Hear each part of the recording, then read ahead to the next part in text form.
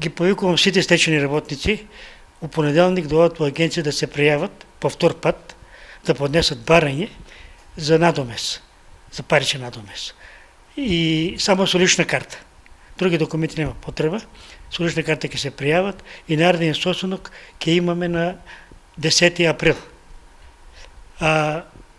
Тие работници што се самоволно напуштиле, за тие ќе видиме понатака, како што кажа лидерката, Лилијана, имаме средба со неја, ќе видиме прво со вие како ќе испаднат на крај, па со ние накнадно ќе се разговара и ќе се направи закон да ги фанеме и тие луѓе, да бидат обештетени сите, да немаме ни еден да не биде офанат.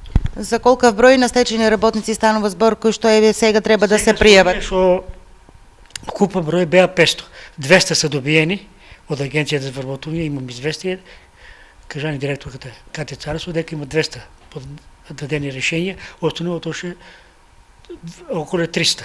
Од овие измени ги фаќаме понапред, не ги фаќаше акционерските друштва што беа приватизирани, така да сега упаѓаат у тај дел и Баргала, и Макпромет, Звезда, дел од Звезда, Алумина, Метална, дел од Македонка, така да сите фирми што беа државни, ќе ги имаме сега овај дел да се обештетат луѓето.